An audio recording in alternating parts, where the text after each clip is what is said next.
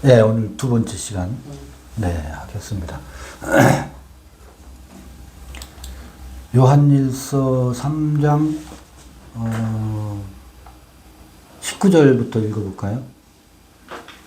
18절. 아까 누가 이 세상 재물을 가지고 형제의 궁핍함을 보고도 도와줄 마음 막으면 하나님의 사랑이 어찌 그 속에 거할까 보냐? 재물에 대한 것은 나중에 누가복음을 통해서 볼 수 있는 기회가 있을 거예요. 우리가 생각하는 재물은 재물이 아닙니다. 그러잖아요. 모세가 바로 공주의 아들이라 칭할 것을 재물로 여기지 않았다 그러거든요.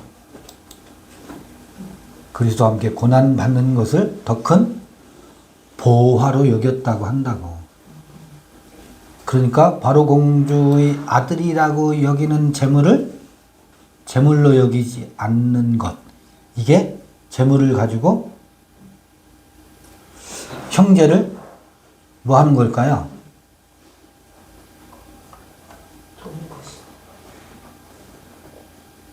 그게 내가 재물을 버리는 것이, 이건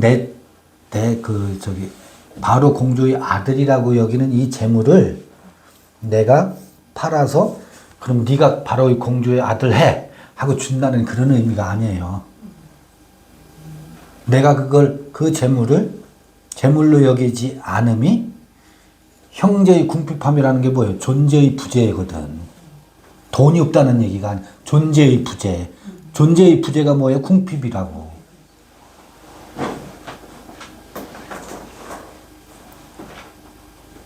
이 나의 큰 자가 되려고 하는 재물을 취하려고 하는 마음을 버리는 것을 통해서 형제의 존재 부재를 존재의 존재 다음으로 이끌게 하는 생명의 기운이 거기서 흘러나가거든요. 이렇게 읽으면 미쳤다고 할 거예요, 이 성서를. 굉장히 어렵게 들릴 수도 있어요. 아니에요. 이건 누가복음에서 나오는 재물 이야기를 읽으면 더 선명해질 거예요. 그건 자녀들아, 우리가 말과 혀로만 사랑치 말고 오직 행함과 진실함으로 하자. 그 행함과 진실함이라고 하는 것은 아마 아브람 시대가 지나가고 아브라함으로 도래하는 것이잖아요. 그걸 행함이라 그래요. 근데 그걸 율법적인 무슨 액션으로 그게 되는 게 아니거든. 이삭을 낳는 것, 언약, 약속의 자녀가 태어나는 것이 삶이에요. 삶이라면 이상한데 여기서 행함이라고 굳이 이렇게 번역을 해놨는데 18절이잖아요. 18절. 그게 에르고라고 하는데 그게 일이에요. 일이라는 게. 그 다음에 이로써 우리가 진리에 속한 줄을 알고 또 우리 마음을 주 앞에서 굳세게 하리로다. 이로써 우리가 진리에 속한 줄을 안다라는 게 이삭을 낳고 야곱을 낳는 것, 아브라함이 되는 것. 그 속에서 진리에 속했다? 진리에 속했다는 말이 진리를 제가 자주 말씀드리는데 알레데이아라는 게요. 앞에서 그랬다고. 마귀의 자녀와 하나님의 자녀가 뭐 한다고요? 나타난다 그러잖아요. 감춰져 있었거든. 이게 하나님의 자녀인지 마귀의 자녀인지 숨어져 있어서 몰라. 똥인지 된장인지 몰라. 그래서 뭐라고 하냐면 나는 구원받아서 하나님의 자녀고 저들은 마귀의 자녀라고 엉뚱한 데 화살이 빗나가 있잖아요. 그게 내 안에 악한 자도 드러나는 게 진리예요. 내 안에 홀리 스피릿이 드러나는 게 진리예요. 둘 다 진리예요. 감춰있던 것이 뭐 하는 게? 드러나는 것이 진리예요. 이게 헬라어의 진리에 대한 정의에 가장 부합해요. 동양에서는 불변의 진리, 변하지 않는 것을 진리라고 하잖아요. 성서는 변하지 않는 것을 진리라고 안 해요. 감추어져 있던 것이 뭐 하는 것? 나타나고 드러나는 것을 진리예요. 그게 빛으로 밝혀지는 거. 그걸 진리라고 한다고. 책망받는 것마다, 징계받는 것마다 빛으로 드러나는 것을 진리라고 한다고. 그래서 이로써 우리가 진리에 속한 줄을 알고 또 우리 마음을 주 앞에서 굳세게 하리로다.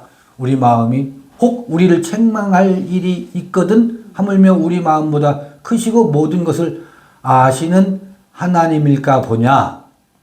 사랑하는 자들아, 만일 우리 마음이 우리를 책망할 것이 없으면 하나님 앞에서 담대함을 얻고, 책망할 것이 있는 것과 책망할 것이 없는 것, 어떤 차이가 있어요?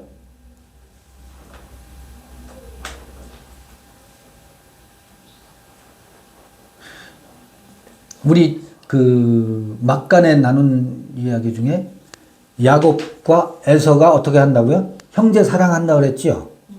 그러면 에서는 자유를 가지고 그 자유로 무엇을 삼아요? 그 자유로 팥죽 하나를 취하는 것으로 쓴다고. 자유를 가지고. 그런데 야곱은 자유를 가지고 팥죽 하나를 취하는 데 쓰지 않고 야곱은 자유에다가 내용을 채워요.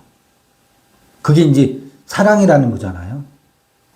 그래서 자유와 사랑이 갈등을 일으키지 않고 자유와 사랑이 뭐 하나가 되는 게 이게 형제 사랑이라고. 그래서 좀 전에 무슨 얘기했어요? 야곱과 에서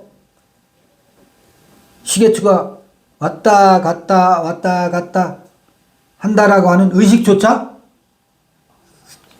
야곱의 에서를 껴안으면 그게 없어진다 그랬죠. 그게 뭐예요? 그게 없어지면 책망할 것이 없어져요. 묘해요. 자책하지가 않습니다. 스스로를 자책하지 않아요. 자책이 뭔지 아세요? 나는 죄인이다라고 하는 거거든. 이게 왼편 강도예요. 왼편 강도. 십자가의 왼편 강도라고. 나는 옳다는 오른편 강도예요. 나는 왜 이 모양이지? 아이고 내가 또 육신이 생각에 또 사로잡혔네? 이게 자책하는 거거든요. 요것조차 뭐 한다고요? 없어져요. 책망할 것이 없어집니다. 왜? 그 존재를 껴안기 때문에. 가인과 화해하기 때문에. 책망할 것이 없으면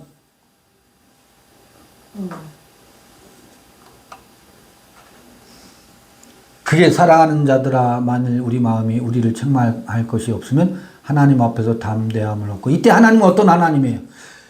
저 향벽 설 위의 하나님이 아니에요. 그 하나님은 어떻게 했다고요? 걷어찼어요. 버렸어요. 그 하나님은 무엇인 것이 들통났어요? 살인자요, 도적놈이요, 미워하는 자요, 거짓말하는 자 이미 드러났다고. 그래서 그 하나님은 뭐 했다고요? 하나님이 죽어버렸어요. 피 흘려버렸어요.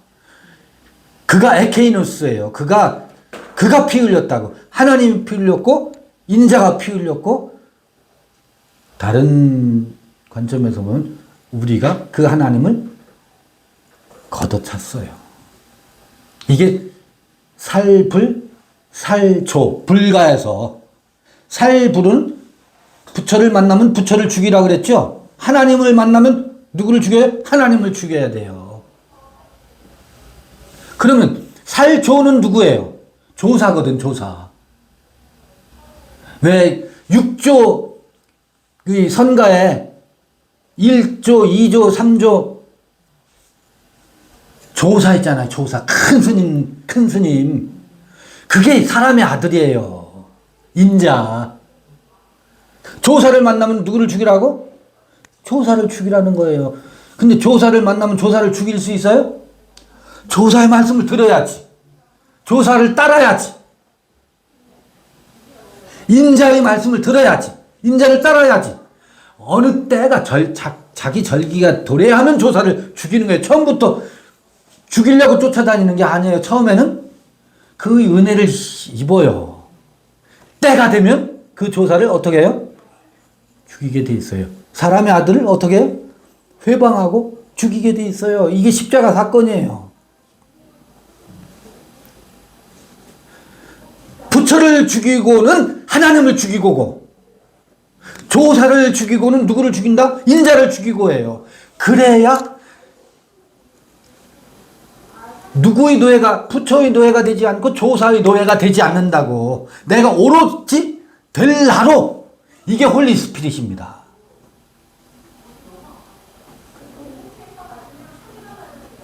우리 마음이 우리를 책망할 것이 없으면 하나님 앞에서 담대함을 얻고 무엇이든지 구하는 말을 그에게 받나니 이는 우리가 그의 계명들을 지키고 그 앞에서 기뻐하시는 것을 행함이라.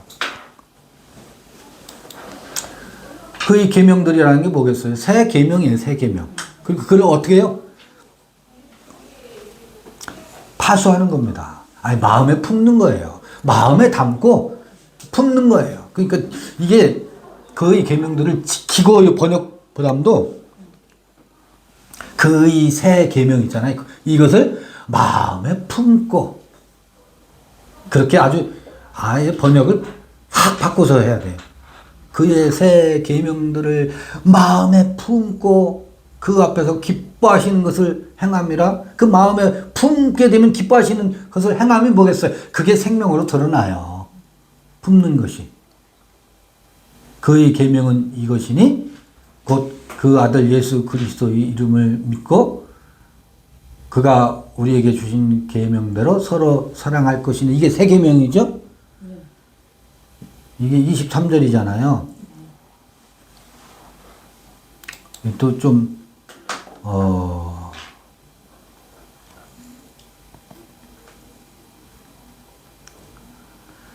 이게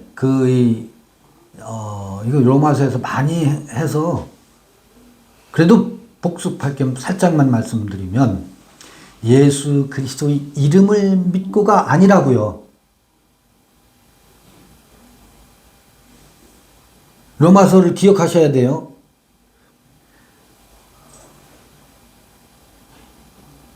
이게 그의 아들 예수 그리스도의 이름 안에서예요. 그의 이름 안에서 피스티오, 믿음을 갖고 해요. 그의 아들 예수 그리스도의 믿음. 이게 그의 믿음이 뭐라고 그랬었어요? 예수 그리스도의 믿음이. 예수 그리스도 그의 아들의 이름 안에서. 이름하면 오노마, 히브리어로는 쉔이잖아요. 쉔 이름. 근데 아까 얘기했었어요. 이름이 바뀌잖아요. 아브람에서 아브라함으로 이름이 바뀌잖아요. 중요한 이름이 바뀌는 게 있어요. 엘로힘에서 야훼 엘로힘으로 바뀌어요. 성서의 전체 신의 이름이 바뀐다고. 야훼 엘로힘으로 바뀐다는 게 뭐예요? 야훼라는 게 뭐라고 그랬어요? 되고 될. 여기서 공부 하나 하고 갈게요.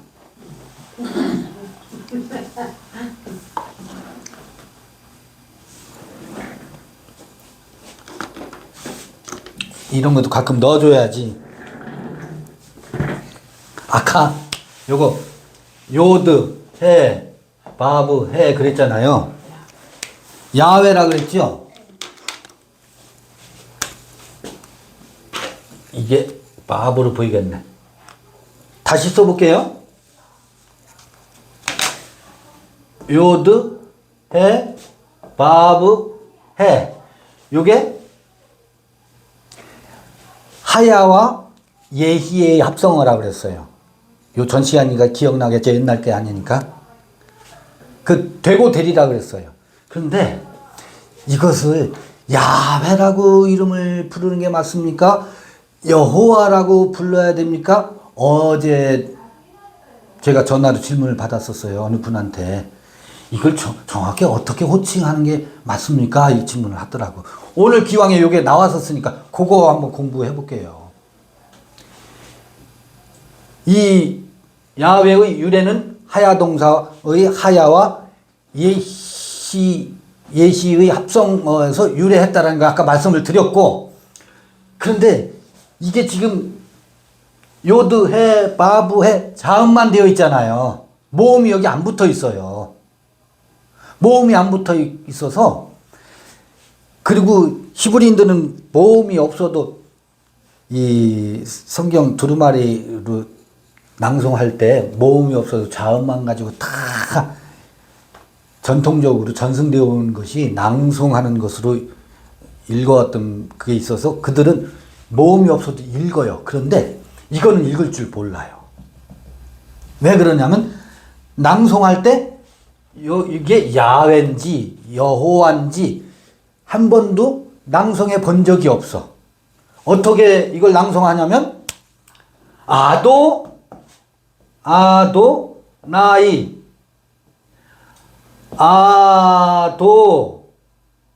나이로 발음을 얘를 바꿔서 발음을 했다고. 이게 로드란 말이에요. 큐리오스. 로드로 바꿔 불러가지고 이렇게 써 있는 곳을 낭송할 땐 뭘로 이렇게 써놓고 읽기는 어떻게 읽는다? 캐티브 케레라는 게 거기서 나왔어요. 이렇게 써놓고 읽기는 아도나이로 읽어라 이렇게 돼 있다고. 그러니까 이걸 어떻게 읽어야 될지 잃어버렸어. 모음도 없고. 그런데 이제 이렇게 읽던 전통에서 이게 어느 때 사실은 이렇게 읽기 시작했냐면 그 구약성서 포로 바벨론 포로에서 돌아오잖아요. 중간 300년 내지 400년 중간기라고 있었잖아요. 그때 여호와 엘로힘 하나님의 이름을 망령되이 일컬어서는 안 된다고 해가지고 그때 이렇게 바꿔 부르는 전통이 생겼어요. 그러니까 2300~400년 전에 그런 전통이 생겼지. 그 전에는 읽었는데 어떻게 읽었는지 몰라. 그러고서 7세기에서 AD 7세기에서 10세기에 자음 없이 히브리 텍스트를 읽다가 보니까 이게 혹시 후대에 읽는 방식이 변형될까봐 마소라 학자들이 전부 모음을 새롭게 만들어서 모음을 붙여요. 구약성경 전체에다가. 그 마소라 모음 부호라고 하거든요. 그때 모음을 붙이는데 여기다가 어떤 모음을 붙여야 될지 설왕설래 하기 시작했어요. 왜냐하면 이걸 불러본 적이 없으니까. 뭐라고 읽는지를 몰라. 그래서 자, 이거를 아도나이로 바꾸어 불렀으니 야훼라고 써놓고 야훼라고 부르지 못해서 홍길동이가 아버지를 아버지라 부르지 못한 거와 똑같은 거야. 그래서 학자들 간에 수많은 논쟁과 논란이 있어요. 이거를 여호와로 읽어야 되느냐 아니면 야훼로 읽어야 되는가. 두 가지 견해가 지금 있어요. 또 다른 견해도 있어요.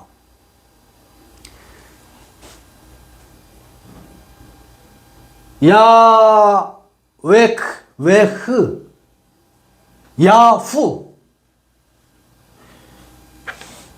그렇게 읽어야 된다라고 하는 견해도 있어요.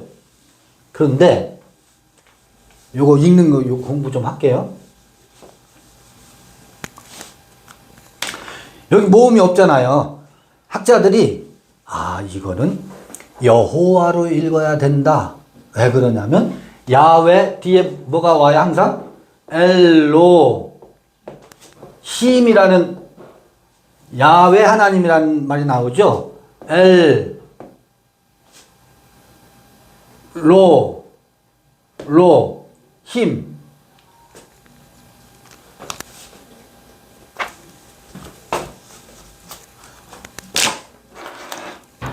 엘로 힘. 여기 엘과 로. 이게 엘의 복수형이에요. 엘로 힘의 모음을 따다가 여기다 붙여요. 근데 엘로 힘을 붙이려면 사실은 보세요. 그럼 얘가 되죠. 여기서 혼란바부라고 하는데 요 모음을 갖다가 붙이면 예호가 돼요. 예호 다음에 여기에다가 여기는 힘이어서 이지 여호 바가 안 돼. 이 엘로힘에서 모음을 딱 가져오면. 근데 이 엘로힘의 단수가 있어요. 엘이라는 게 있어요. 엘이면 뭐예요? 이게 엘 하나님이지. 엘로 하가 있어요. 엘로하가 엘로힘의 단수예요. 엘이기도 하고 엘로하가 있어요. 엘로하.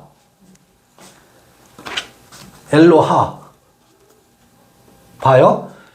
엘로하. 요 모음을 가져와요. 엘로하. 갖다가 붙이면 엘로. 요게 붙죠, 모음이. 그러면 예호. 이거 바브는 V 발음도 있고 와우로 해서 우 발음도 있어요. 예호바로 읽어야 된다. 이게 우리 개역성경은 여호와로 번역되어 있지. 예호바. 예호바는 모음을 어디에서 빌어왔어요? 엘로하에서 빌어왔어요. 엘로힘의 단수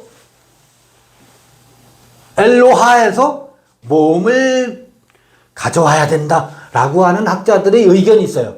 거기서 이 발음을 하게 되면 예호바, 여호와. 이해되시죠? 여호와라고 읽어야 된다. 개역성경은 전부 이거를 반영했어요. 공동번역은 여호와로 번역하지 않고 야훼로 번역하고 있어요. 야훼. 왜 여호와라고? 그러니까 여기서 또 하나의 학자들의 의견이 나오는 거예요. 여호와로 읽어야 된다라고 하는 일련의 그 학자들의 견해가 있고, 이걸 마소라 모음부에도 전부 다 이걸로 붙였어요. 그리고 개역성경 전부 여호와로 번역하고 있어요. 공동 번역은 야훼로 번역하고 있어요. 야훼는 어디서 나왔나? 이거를 야훼로 읽어야 된다. 무엇으로 읽는 게 정답은 없어요. 이것도 다 이론이기 때문에. 여호와로 읽어도 되고 야훼로 읽어도 돼요. 야훼로 읽어야 된다는 주장의 논거를 어디서 찾느냐면, 야훼는 요드해잖아요. 요드해, 바브해죠. 요거의 약자가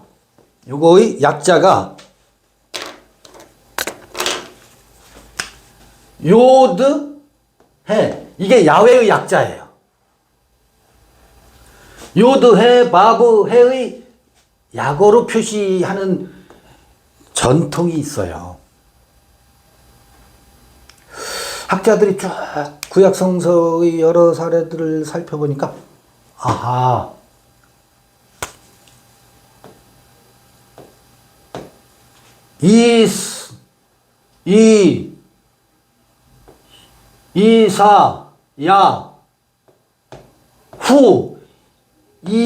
이사야후. 여기서 이씨는 구원하다거든.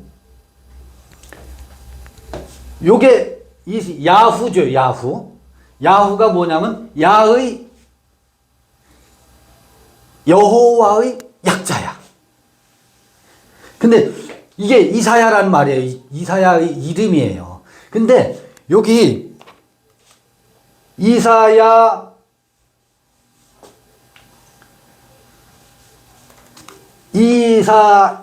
있고 야후도 있어요. 이사야라고도 쓰이기도 하고 이사야후로도 쓰여요. 그러니까 야후가 야훼의 약자야. 혹은 요드 해가 야가 뭐예요? 야훼의 약자라는 거예요. 그러니까 여기서 예호가 아니고 야다. 근데 이게 굉장히 많아요. 예레미야 혹은 예레미야후, 야후죠. 야훼로 읽어야 된다라고 말하는 사람은 이 뒤에 후가 붙어 있어서 야후, 야훼. 근데 야로 구약성서의 수많은 이름들의 사례를 보니까 이 야훼의 약자인 야가 어떤 이름하고 결합해서 요걸 발음하는 거는 이 야훼만 발음을 안 했지 이사야는 다 발음을 해왔거든, 전승될 때. 근데 그때는 야훼의 이건 전미어죠, 전미. 전미어인데 전미어를 발음할 때 전부 야로 발음하잖아. 그러니까 이건 예호가 아니고 야다. 여기서 이론이 나올 수 있잖아요. 이사야에서 야 맞죠? 야 그 다음에 요거는 마브는 왜로 읽어야 된다. 요거는 이 모음을 야훼, 요게 출처가 명확하진 않아요. 다만 야로 해놓고 그들의 다른 그 발음 어법을 보니까 이 쉐와로 쉐골로 이렇게 하는 것이 맞다라고 해서 야훼, 요게 최근에는 여호와보다 학자들이 다수 이론이에요. 이것의 원형적인 발음은 야훼가 맞다라는 게 다수설이에요, 지금은. 그러니까 여호와로 발음해야 된다는 일군의 의견이 있고 야훼로 발음하는 게 맞다. 왜? 야훼가 여기 봐라, 전부 야로 발음했지 않느냐. 이사야, 에레미야, 무슨 엘리야, 전부 야로 끝나지 않느냐. 근데 이건 제 견해예요. 이건 하나만 봤어요. 이건 전미되는 경우만 봤어요. 학자들은 이 다수의 구약의 수많은 이름들 보면 야훼가 구원하시다. 예레미야라는 것은 무슨 뜻이냐면 야훼가 일어나다. 예레미야 그 야훼는 전미가 되어 있잖아요. 전부 다 이거 전미가 되어 있어요. 야훼의 약자예요. 여기서 야훼라고 불러야 된다는 이론이 근거가 됐고요. 제가 또 수많은 다른 이름들을 살펴보니까 이상하다, 희한하다. 봐요. 이건 전미되는 경우고 요드 해, 이건 야훼의 약자라고 그랬잖아요. 요드 해 플러스 이게 전미가 아니고 접두되는 경우가 또 무수히 많아요. 예호 수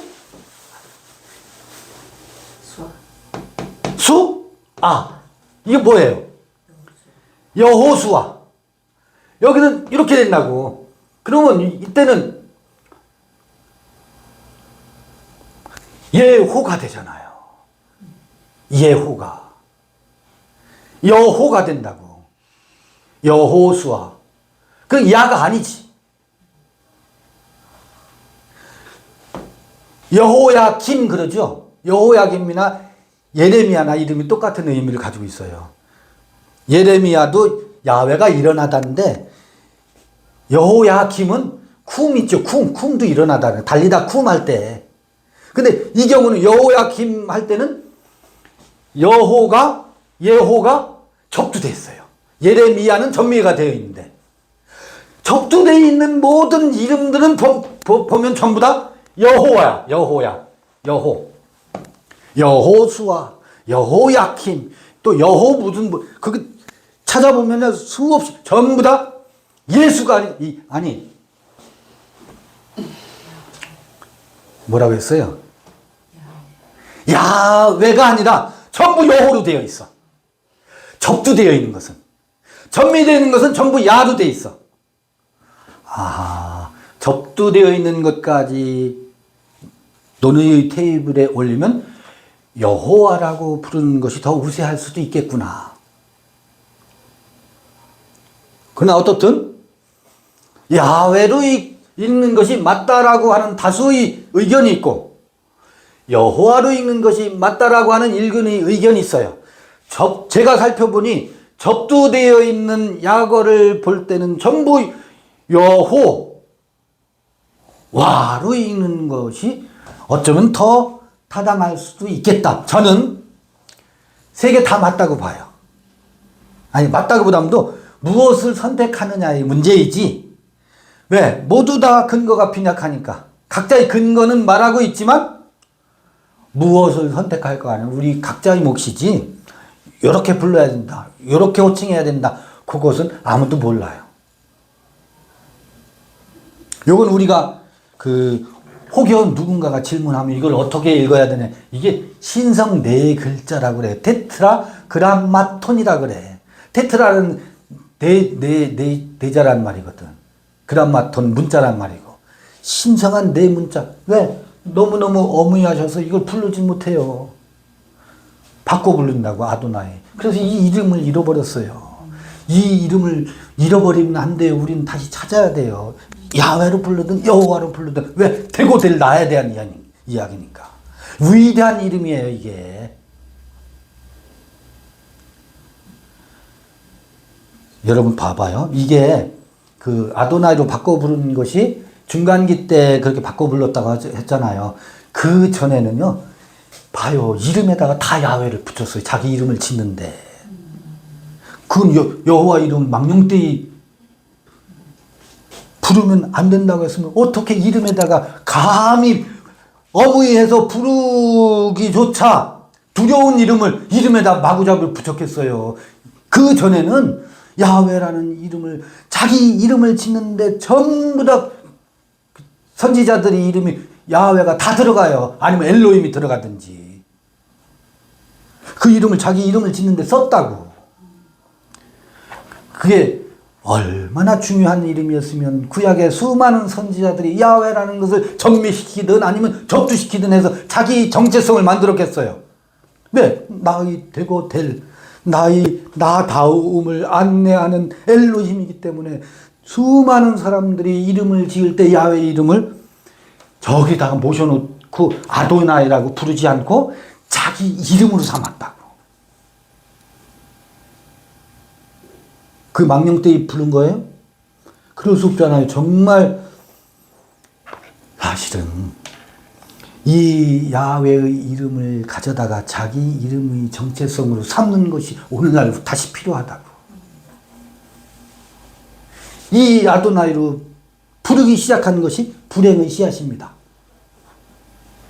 향벽 서로의 그 엘로힘을 우상으로 만들기 시작한 가장 대표적인 거라고.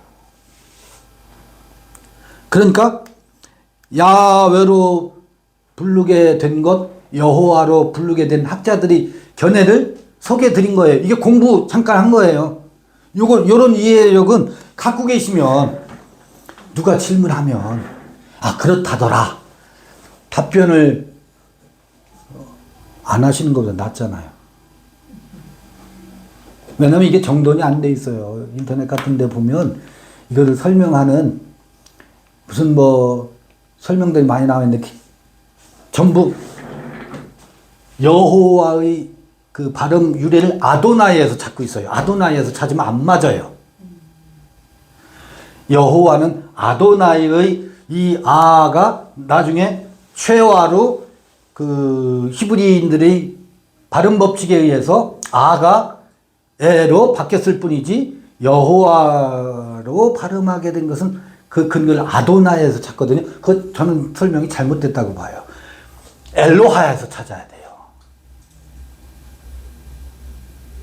엘로힘의 단수 엘로하에서 여호와로 부르게 된 모음을 차용한 것은 엘로하에서 왔다고 봐야지 아도나이에서 여호와로 부르게 됐다라고 하면 모음을 갖다 아무리 제가 해봤는데 안 맞아요. 안 맞아요. 근데 다들 그렇게 설명하고 있다고. 야훼는 각종 이름에 붙어있는 야거, 야후, 이사야 그 전미된 것에서 찾아요. 야훼의 이름 그 발음의 유래를. 공부는 별로 재미없죠. 소개해드리고 재밌는 거 하나 생각했는데. 네, 말씀해 보시죠. 한국 사람들 이름 부를 때 네. 죄송합니다. 장호야. 네. 야, 그 야자 갖다 붙이면 좋아요. 너무 좋은 건데요. 사실은 그게 혹격이거든. 혹격 혹격 조사지. 누구누구야, 누구누구야, 아무개야. 맞아요, 아무개야. 야가 야훼의 약자야. 너무 딱 맞는 것 같아요. 그런 좋은 발견이에요. 물론 이제 그 전혀 다른 언어기 때문에 네. 경강부여하는 요소가 있겠지만 우리 그렇게 갔다. 아무개야, 야훼의 아무개야. 야훼의 아무개. 그죠? 이사야, 예레미야, 말자야, 숙자야. 그게 너무 무로 표현해도 되는 거잖아요. 그렇죠. 상호다움. 네. 그러니까 한글과 히브리어를 같이 결합시킨 거지. 네. 물론 이게 이제 혹격 조사일 뿐인데 말하자면 그러네요. 이름 부를 때마다 너는 더다운 야훼의 아무개야. 그런 의미로 네. 담아서. 서로 이제 그렇게 우리가 농담반 진담반으로 그렇게 호칭을 통해서 아, 히브리인들이 이렇게 했다. 그리고 또 이제 접두시킬 수 있죠. 야 말자야, 야 말자, 그러니까. 야 숙자, 숙경. 야 숙경. 그럼 아하 숙경다운 그대여. 이게 히브리인들이 이름 짓는 어법이에요. 그래서 저기 인터넷에 여러분 야훼 검색해보면 설명들이 많이 있거든요. 설명들이 많이 있는데 제가 아주 그럴듯한 설명을 하는데 뭔가 좀 부족해요. 그래서 이런 설명을 제가 덧붙여 놓고 영상으로 한번 남겨놓습니다. 전에 이것도 했었을 거예요. 했었을 텐데 24절 그의 계명들을 지키는 자는 품고 있는 그의 새 계명을 사랑의 계명을 품고 있는 자는 주 안에 거하고 주는 저 안에 거하시나니 우리에게 주신 성령으로 말미암아 그가 우리 안에 거하시는 줄을 우리가 아느니라. 성령으로 말미암아. 에크투 푸뉴마토스 우헤민 에도켄 우리에게 주신 성령으로부터. 이거 생각났는데 에피 성령과 N 성령 제가 조사를 안 해왔네. 지난번에 제가 찾아보겠습니다 했는데 지금 생각났어요. 잃어버리고. 여러분 여기 성령으로 말미암아 이렇게 돼 있잖아요. 지금 성령이 우상이 돼 있어가지고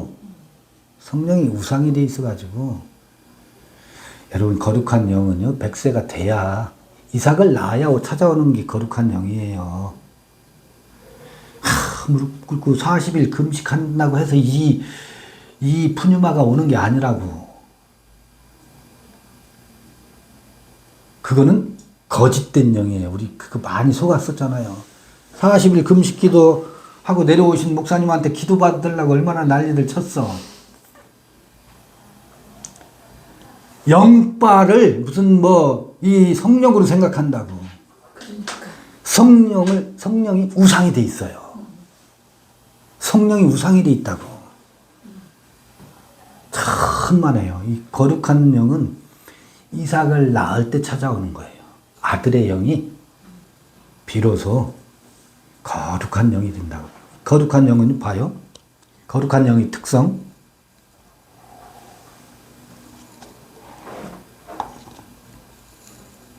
거룩한 영은 지식을 좇지 않고 어떤 계획과 목적을 좇지 않아요.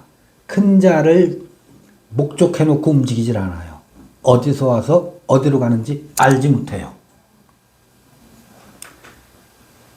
바람이 어떻게 불지 아무도 몰라요. 내 안에 이 마음의 흐름이 어떻게 갈지 몰라요. 그 마음을 쫓아서 살아요.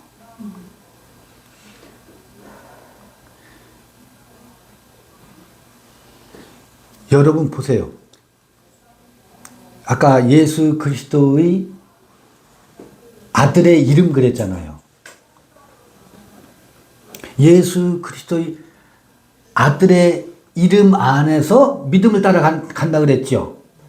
근데 그 아들의 이름 할 때 그 이름, 지금 여호와라는 엘로힘의 야훼 엘로힘 이름을 살펴봤는데 이름이 엘로힘에서 야훼 엘로힘으로 이름이 바뀌었죠. 창세기 1장 1절부터 2장 3절까지는 엘로힘만 나와요. 2장 4절부터 비로소 야훼 엘로힘이 나오는데 야훼 엘로힘의 문서는요. 2장 4절부터 창세기 2장 4절부터를 보면 야훼 엘로힘 물론 이제 저는 이제 창세기 1장 1절부터 2장 3절까지 엘로힘 속에서도 그 단순히 엘로힘 안에는 야훼 엘로힘이 아직 분화되지 않았을 뿐이지 야훼 엘로힘을 품고 있고 함장되어 있다라고 저는 보는 사람이에요. 그것이 선명하게 2장 4절부터 분화돼서 야훼 엘로힘으로 하나님의 이름이 바뀌어서 나오거든. 근데 그때 에덴 이야기가 시작되는데 그때 이야기를 보면 이 야훼 엘로힘의 푸뉴마 가요. 어떻게 전개되느냐면 하, 아다, 마. 아다마가 뭐예요 이게? 황무지잖아요. 황무지. 지정되지 않은 땅. 야훼의 비가 내리지 않는 땅이에요. 그 땅은 어떻게?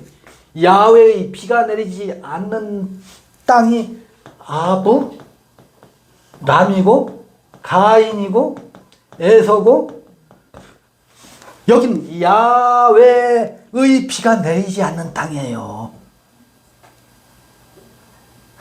여기에 머무르지 않고 어디로 가요?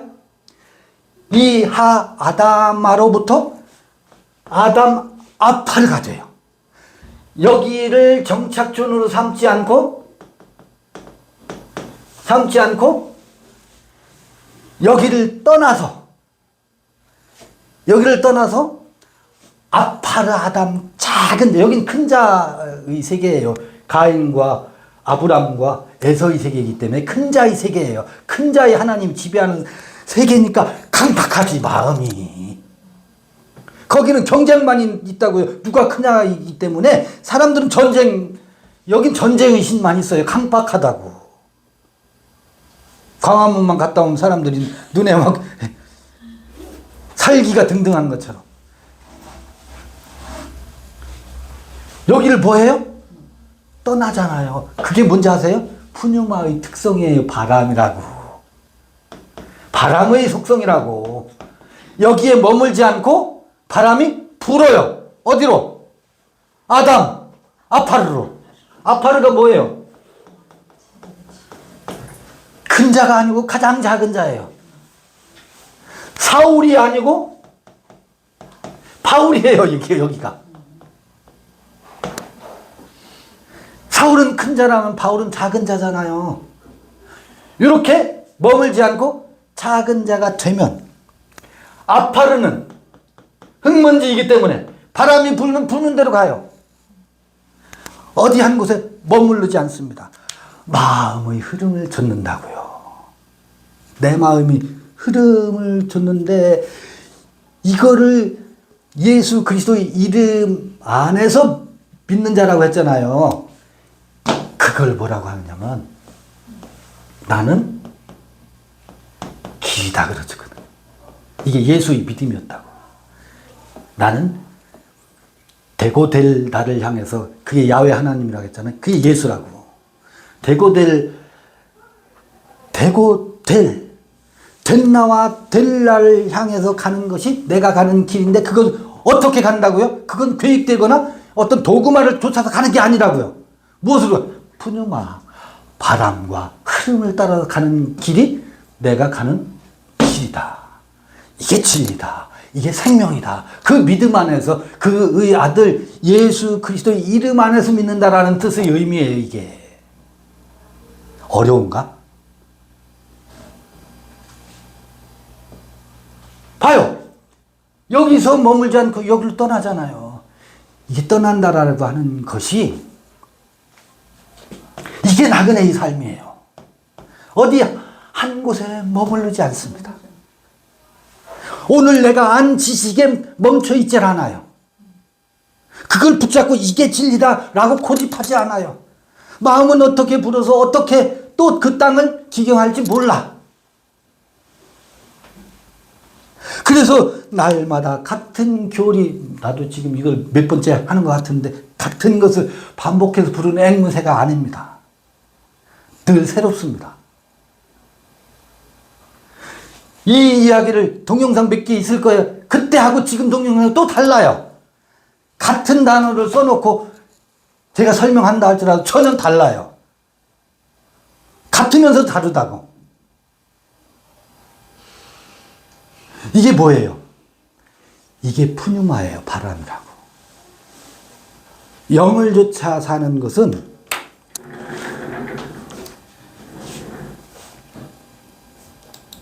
그런 어떤 것이다. 성령으로 말미암아 설명하다 이렇게 됐는데 이게 성령으로예요. 근데 지난 시간에 영상에 녹화 안 된 시간에 아마 그 얘기 했었을 거예요. 성령은 밖에서도 거룩한 영이 들어오고 안에서도 분다고 그랬잖아요. 밖에서도 불고 안에서도 분다고. 이게 뭐라고요? 이게 줄닭동시라고 그랬죠. 줄닭동시. 근데 밖에서 부는 바람은 대개는 거룩한 바람이 아니라 뭐예요? 큰 자가 되어야 된다. 판타지 가상세계를 강조하는 바람이 불지. 미친 바람이 불지. 광풍이 불지. 산들바람이 부는 게 아니고 광풍이 온갖 불어져서 우리를 정신 못 차리게 하고 혼을 쫙 빼놓고 그 앞에서 소리 지르는 사람 선동가에게 자기도 모르는 사이에 정신이 확 나가서 그냥 따라가고 있지. 자기가 결정한 줄 알아. 이미 가스라이팅 돼서 움직이는데 그게 악한 영이에요. 악한 바람이에요. 그런데 말세에 하나님의 영을 거룩한 영을 붙지 아니하나 보라 그러잖아요. 그 말세가 어느 때예요? 99세예요. 99세를 말세라고 하는 거예요. 99세가 되면 그 미친 광풍이 불어와도 흔들리지 않습니다. 그 밖에서 부는 바람도요, 악한 바람도 불고 거룩한 바람도 불어요. 밖에서 부는 바람도.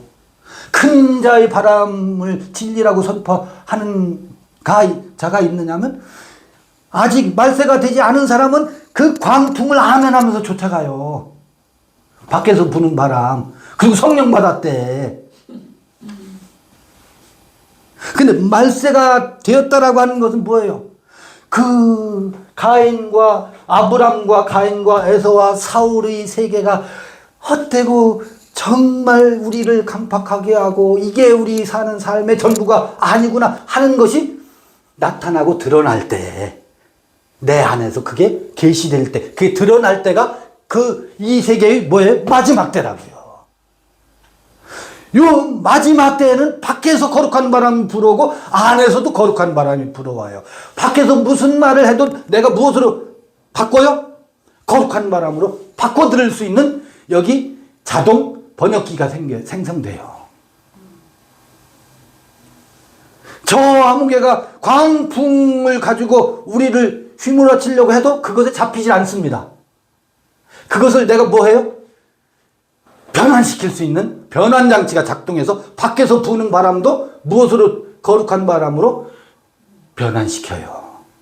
그리고 내 안에 거룩한 바람이 궁극적으로는 내 안에서 바람이 불어야 되거든. 이게 엔 푸뉴마예요. 엔 성령이고 밖에서 부는 바람은 에피라고 전치사를 쓸 수 있어요. 그게 맞는지 모르겠지만 에피 성령이라고 우리가 한때 1980년대 90년대 초반에 그런 용어를 썼었던 적이 있어요. 그것을 제가 상기시키면서 밖에 부는 바람이 악한 바람이 불을 수도 있고 거룩한 바람이 불어올 수 있구나. 그런데 말세에는 그 말세가 어떤 말세? 이것이 드러나는 절기의 때. 그 사람마다 다 달라요, 말세가. 그때에 하나님의 영을 붙지 아니하나 보라 그러잖아요. 새 언약의 성취가 각자 안에서 이루어지는 때라고. 그럼 밖에서나 안에서나 거룩한 바람이 불고 이게 우리 안에 홀리 스피릿을 향해서 가는 발걸음입니다. 이 말세에는 그 아버지를 모독하게 되어 있고 이 말세에는 밖에 있는 현자가 나를 안내하고 인도자가 될 수 없다는 것을 알 때가 된다고요. 그게 말세의 때예요. 그래서 인자도 거부한다고. 그러면 사함이 있어요.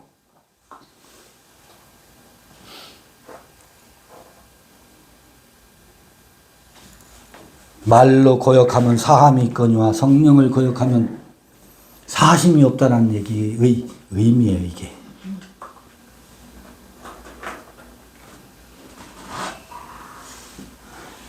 여기까지 3장 다 읽었고요.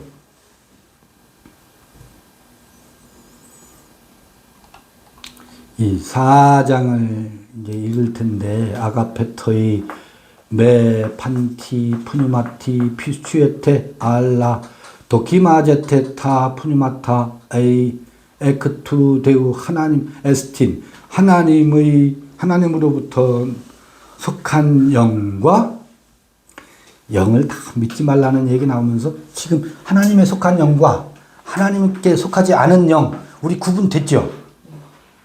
구분되지요? 그 얘기를 요한일서 4장을 통해서 읽어갈 텐데요. 4장 굉장히 재밌는 것들을 우리가 확인할 수 있을 거예요. 아주 성서의 키워드들이 전체를 읽는 키워드들이 4장 읽어가면서 나와요. 그거는 다음번 모임에서 읽어가시도록 하죠. 오늘 여기까지 3장